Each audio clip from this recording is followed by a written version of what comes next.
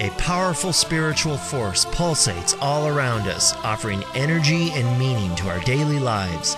If we can meet the challenge of this force, our lives will expand in joy, peace, and fulfillment.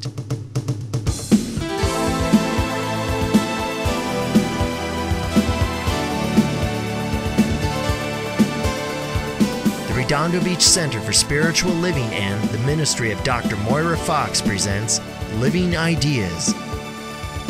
The power of new thought based on the dynamic principles of science of mind as taught by Dr. Moira Foxe.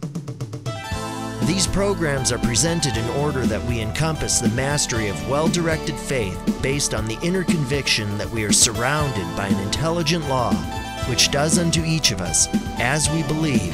So welcome into the sanctuary on this beautiful day, this wonderful time of year when we're all in a state of preparation. Know it or not, we're all in a state of preparation for something or another. And we choose to make that something wonderful, something big and something beautiful and something radiant and something magnificent. It's called Amazing Grace.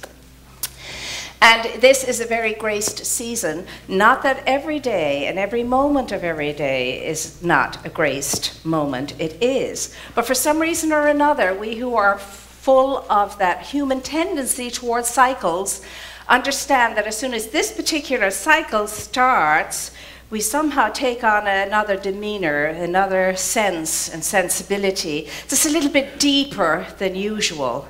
And we make the endeavor to be kinder and to be nicer and to be more giving and more caring and more sharing and so on. It's a wonderful mystery that, how we can do it for certain parts of the year and how we can forget about it for other parts of the year. It's an amazing thing. But however, it's all the grand unfolding of life happening as it is meant to. And so today we're looking at this thing called Amazing Grace, and whether you choose to call it, spirit, source, life, light, love, Christ, Buddha, the Tao, beauty, being, creator, whatever it is that you call it, nonetheless, what it is the very essence and the very nature of the being of all life, your being, everybody's being, and everything's being is shot through with the glory and the grandeur and the magnificence of amazing grace. And it's there for those of us who are awake enough to see the burning bush and to take off our shoes and be blessed by what we are expressing and experiencing. And so we've been told this from of old, and this is our season to really hone in on it and see where we are with regard to it all. And I have to share with you something wonderful, or I get to share with you something wonderful that happened here yesterday in Richelieu Hall in our beautiful center. And it was Amazing Grace magnificently being expressed and experienced through those who were giving and through those who were receiving. And I have to tell you that it's one of our finest days of the year. And it's certainly every year it happens to me that I pause and I get very quiet and I become very humble and very proud at the same time and very delighted to be part of such a spiritual community that lives out that amazing grace in this particular and beautiful way. And I thought of you all yesterday, and I honored you all yesterday, and I delighted in you all yesterday as your beautiful angel tree team represented you so beautifully, with such grace, with such reverence, with such kindness and compassion and love. As we received our special guests yesterday, you were beautifully represented by your team under Jennifer and Monica.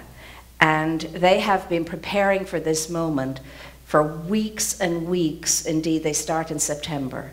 But for the last several weeks, they have been here night, noon, and morning, making sure that your beautiful gift to others would happen in the best possible way, and it did.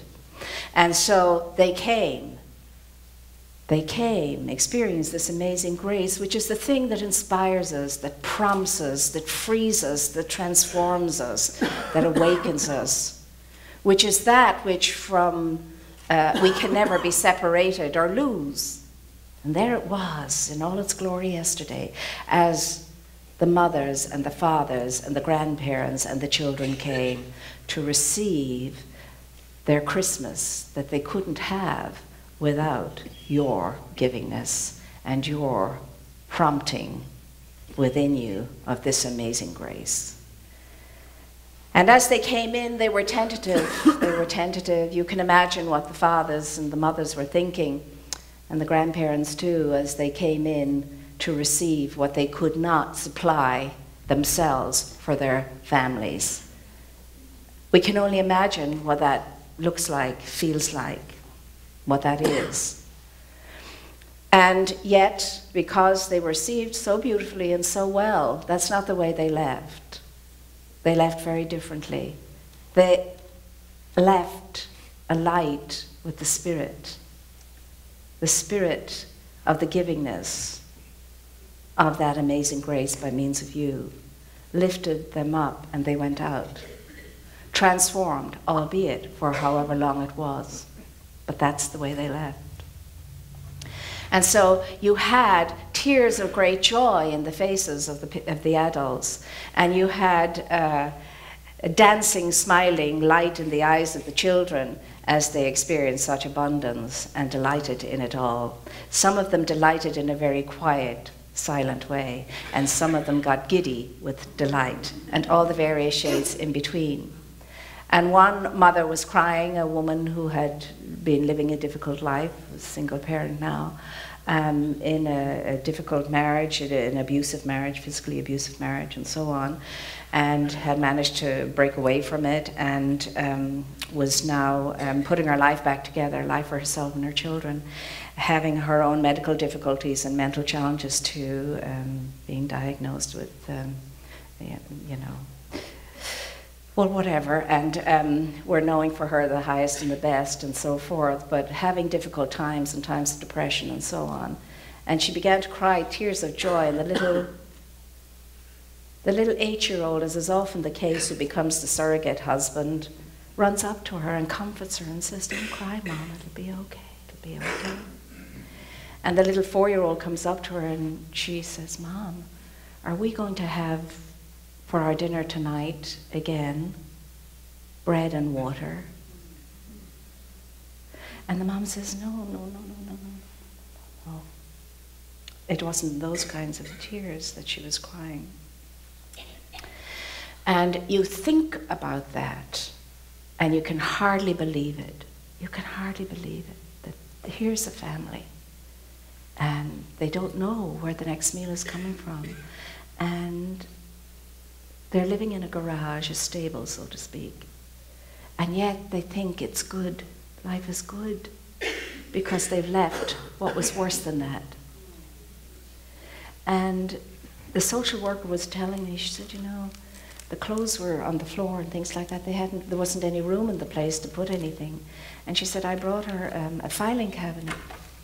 And she was able to put the clothes in the filing cabinet, and she was so thrilled with this filing cabinet. She thought it was the best thing that she could receive, a filing cabinet to put the children's clothes in her own. And the stories like these go on and on and on, and I have to tell you some because I want you to know what it is that you affect. I want you to know how amazing is the grace within you that caused you and prompted you to be part of this. And the other story, the family came in, a wonderful mother and 4 great youngsters, children, and they all were going home with bikes as well as everything else. And the mom was crying and crying and crying, and she was hugging everybody she could hug. And when I was standing at the door, she ran over and hugged me again. She says, "You'll never know what this means to me. This means to me that I can go to work now. I can cycle to work. I have my car. I can cycle to work now. I have my car." And the children were so grateful. And in that family, they're a family that have been homeless for 6 months, and they're not homeless now, thankfully. But for 6 months they had been homeless, but they're a musical family, and they love to play their instruments and things like that.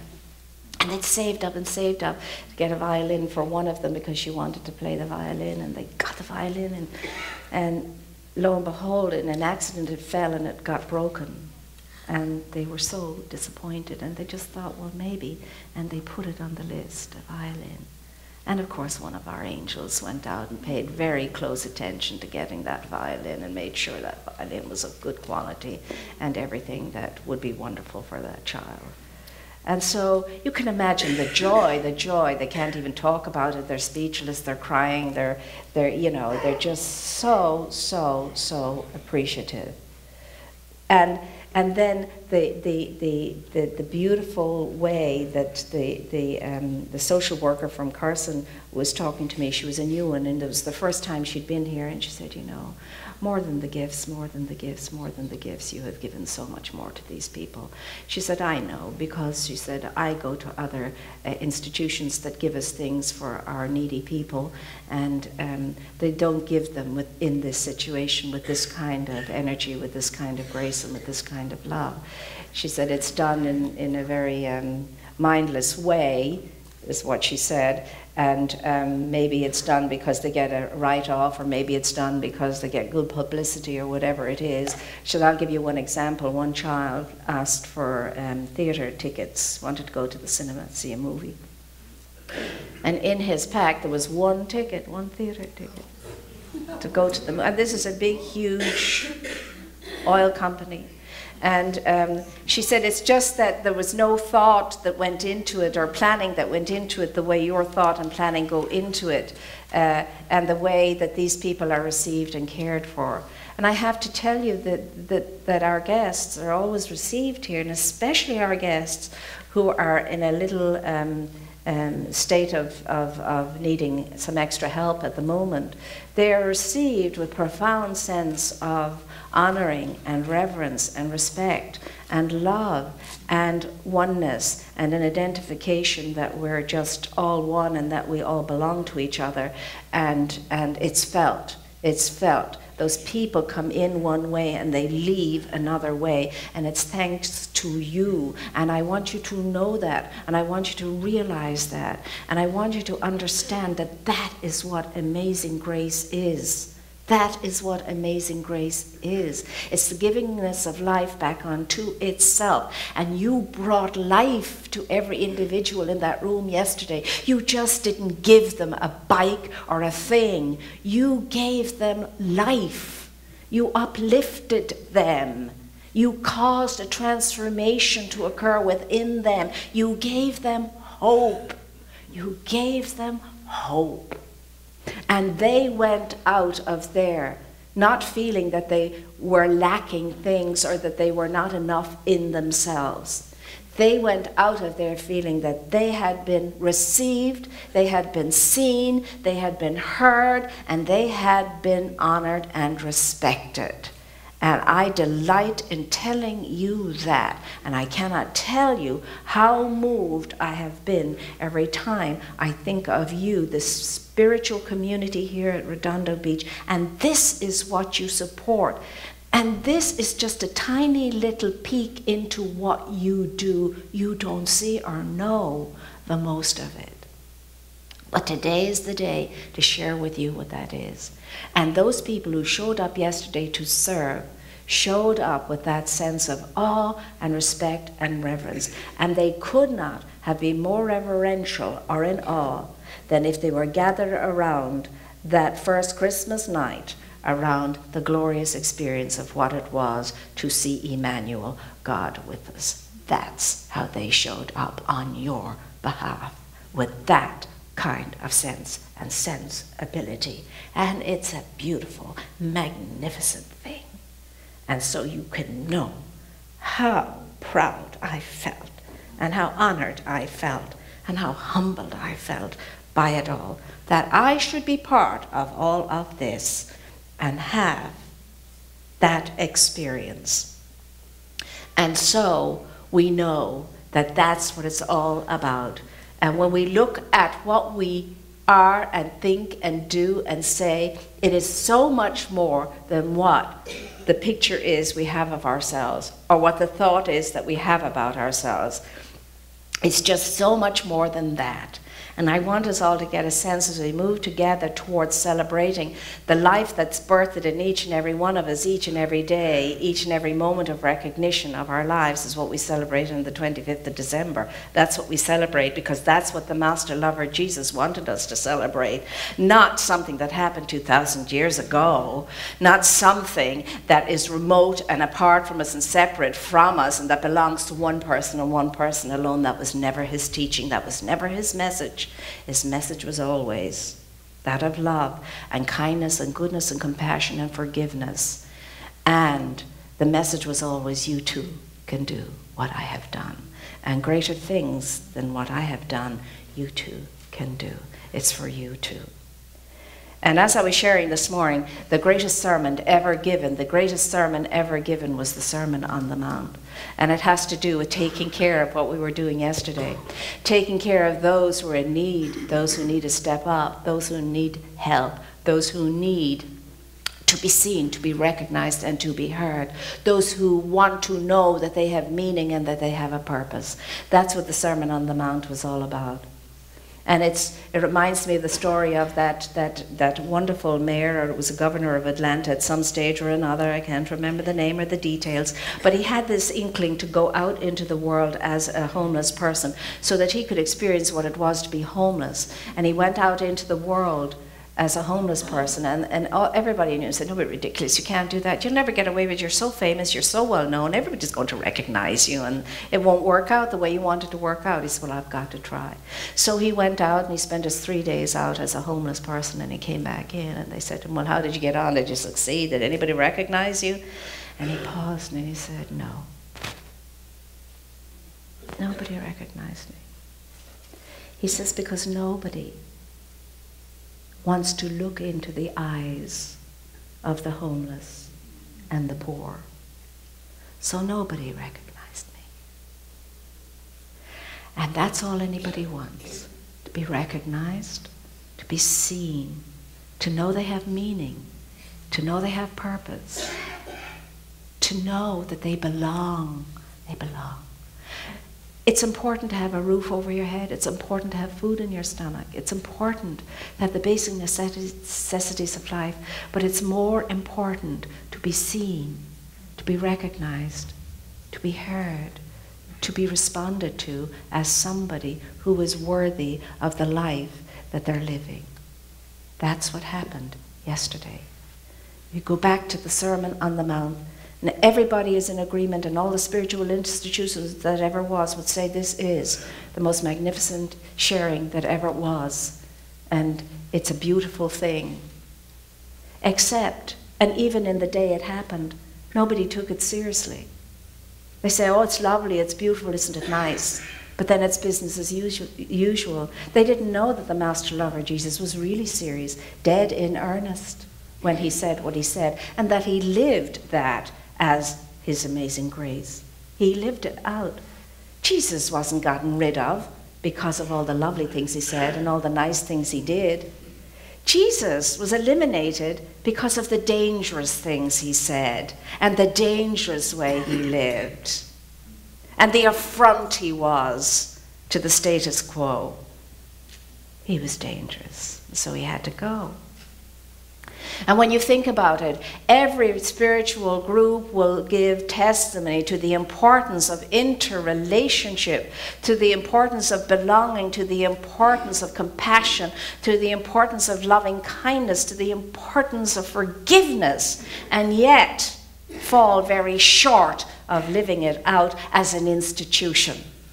Always there have been individuals, and thank God for those individuals in all of these wonderful spiritual institutions, with their sacred hearts on fire out there living the words of that Sermon on the Mount, living the way of divine love and raising us all up and calling us all higher and giving us all the impetus to even aim for it. Always they have been there. But as institutions and as groups, as whole big groups, we fall short because we think that what happens in our spiritual groups cannot translate out into the marketplace, because out in the secular marketplace, the way is that of competition and combativeness, the way of And I don't even want to spell it out. But to think anything other than that, the secular world says it's to think delusionally.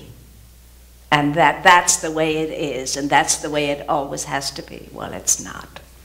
And I am knowing that in this coming year of 2012, this is the year for us to get it deeper and higher and wider and to understand there is change coming, and it is a big change, and that change is for consciousness to go higher and deeper and wider. It's not a cataclysmic thing in the sense of awfulness as far as goings on in the outer world is concerned. It's a cataclysmic thing within each and every one of our hearts and souls. It's something that's going to make us sit up for once and for all and realize we're a small community, we're a global community, and that each and every one of us, as never before in history, impacts every single thing that's going on here. We have choices we have never had before. Individuals are impacting the whole world as never before, and we're going to come into the awareness of that in a bigger, higher, wider, enlightened way. And next year kicks off that new transition into this new experience of a deeper, higher, wider consciousness. That's what I'm knowing, and I'm knowing we're already in that state of preparation and in that state of opening ourselves up to that kind of amazing grace. So that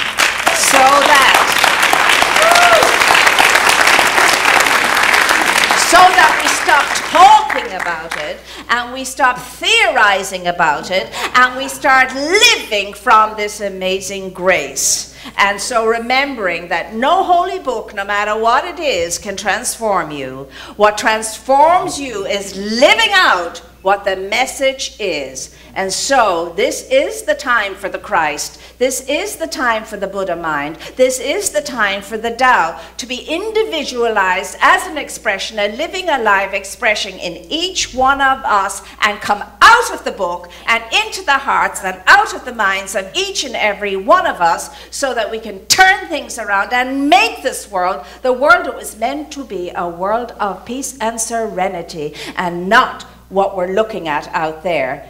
And remember, what we're looking out at there is what we're looking from within.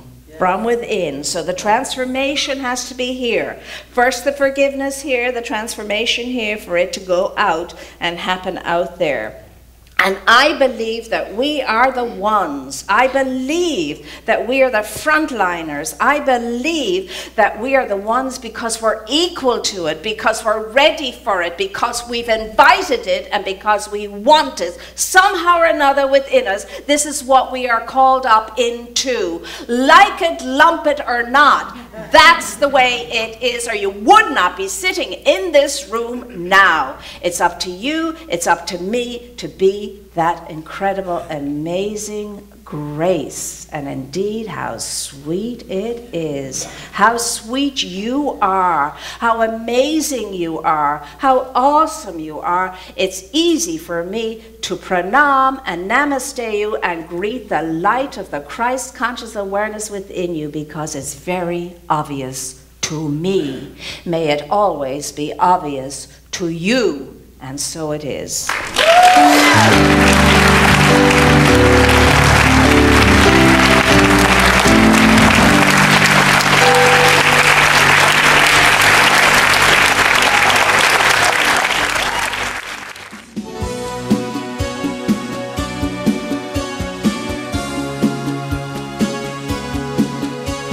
We invite you to experience Dr. Moira in person on Sundays. Our services are at 9 a.m. and 11 a.m., and childcare is available. Please join us.